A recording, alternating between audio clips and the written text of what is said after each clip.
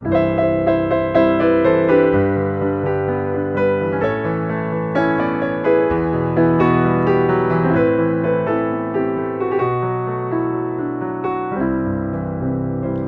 everybody, Joshua here with the Heavypiano YouTube channel. Let's talk about how to play Elliott Smith's Can't Make a Sound on the piano. So right at the top here, we have what I would say is either an A minor 9 chord. You can also think of it as like a C major 7 chord. So I'm gonna base it on the A minor because to my ear, it sounds like minor going to like that A7 kind of sound, back to minor again. So what I'm doing is the melody in the right hand, right? And then we have our A minor chord. There's different ways to voice this. Play around with some of these different sounds on your piano. You know, some of these like crushed chords. The very first time through this verse, I liked to just have the melody with a single note. And the left hand is kind of doing that strumming pattern.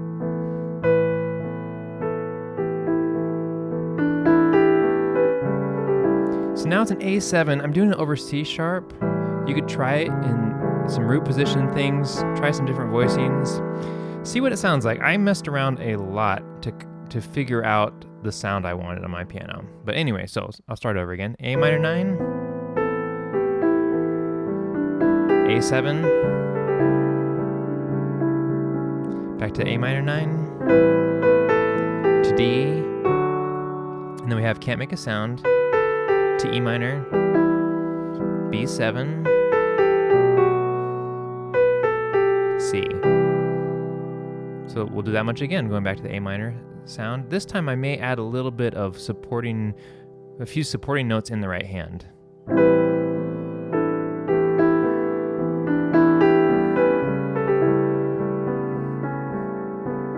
Yeah, there's a little bit of rhythm there. A minor 9. D, E minor, B7, C. So I'm adding that A in there to make it a 6th. So after the second time through that progression, we're going to go to, think of it like an A7 over C sharp, or maybe a C sharp diminished.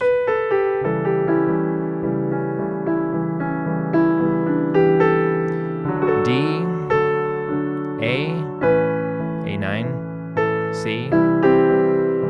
There's a walking down bass. G, B7. So all through this part, I've been playing the strummed guitar part in just those kind of with eighth notes or quarter notes on the beat, right? And so now this time I'm going to start to add some flowing motion in my left hand. So we're going to C. And there's that A7 or C sharp diminished. There's that line in the guitar if you want to pull that out. A minor, D, A minor, B7. And then the lyrics come in. I was trying to think of a way slightly different than before.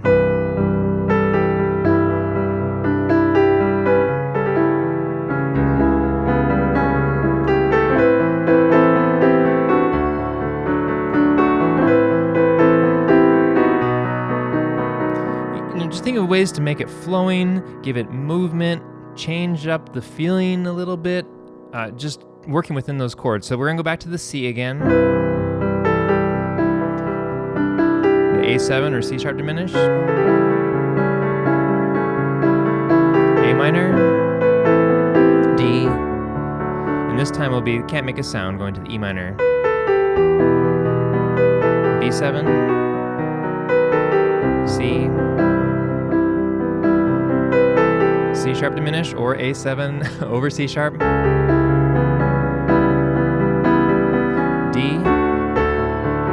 A, maybe not A7, sorry about that. Let me go back to the D, C.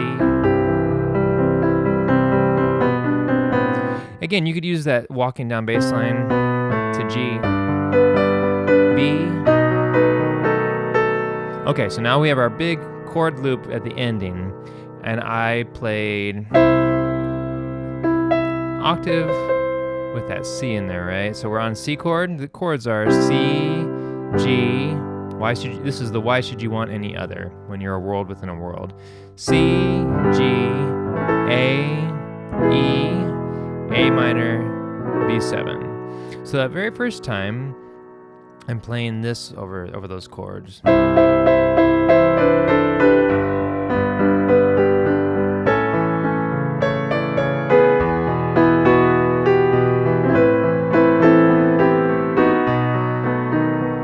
So then our melody comes in.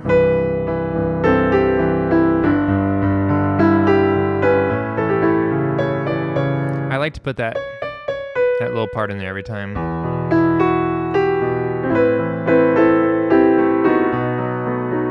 Okay, so there's some patterns we can use here, and what I like to do is I like to go between this octave, and changing up, when am I hitting chords?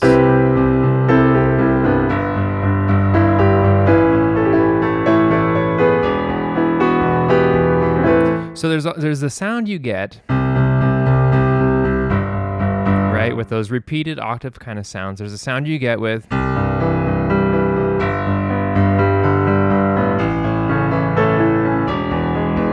and then how deep you go into the octaves and how low you go. It changes the movement and energy a lot, depending on what spot you decide to pick and the rhythm you decide to choose in those parts.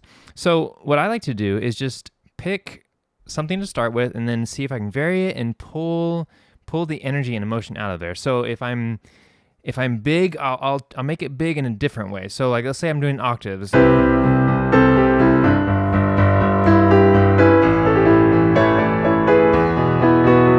So then, I'll do octaves a little bit, and then I'll start doing some of the movement within the chords.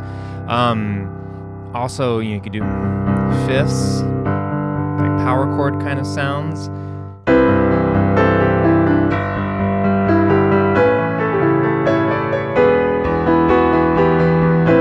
Or the rocking octave kind of sound.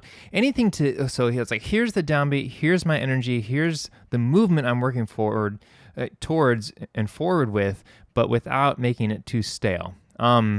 Easier said than done. I know I talk about this a lot, like creating the energy and emotion within the piece. But here are some techniques I hope help you. Let's see what it sounds like up an octave.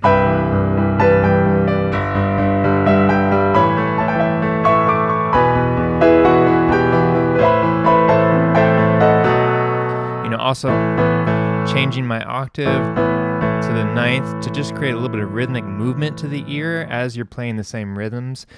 Filling in some, that sounds different than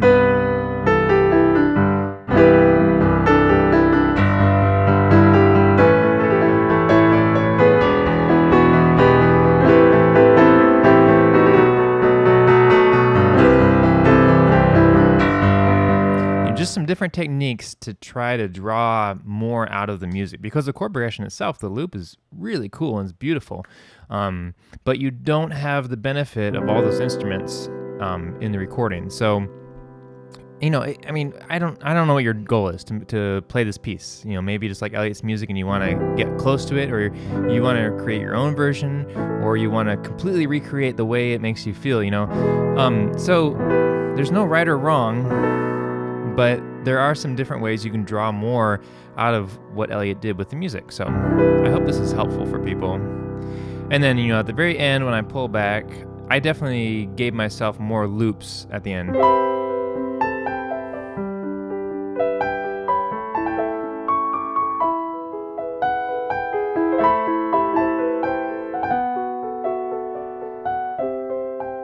then ending on that C chord. There's an interesting moment there because you have C, G, A, E major, and then the melody when you're a world within a world going to the A minor. So there is going to be a moment where you have this G natural and a little bit of that clashy E there. And because the benefit of singing, you can play, because the line is sung by Elliott, you can play a little bit with that major minor third sound, right? You can kind of blur it a little bit when you're singing it, but on the piano we're generally in like an equal temperament. So it may clash a little bit. So maybe decide, you know,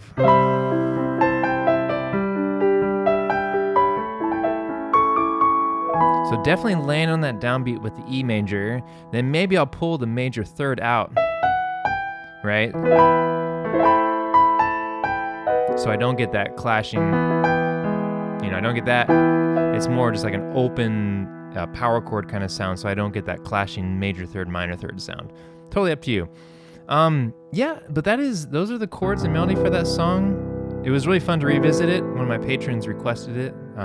So thank you, Ian, for your support and requesting it. I hope other people will find this tutorial somewhat helpful, being able to see my hands.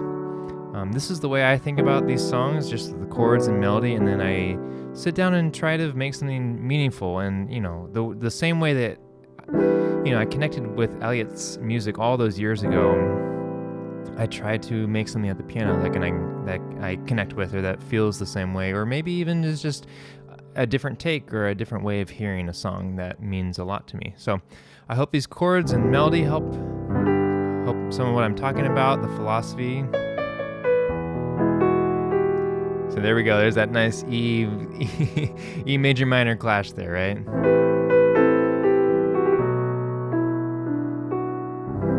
But thank you for watching. Big thank you to my patrons on Patreon for supporting the channel.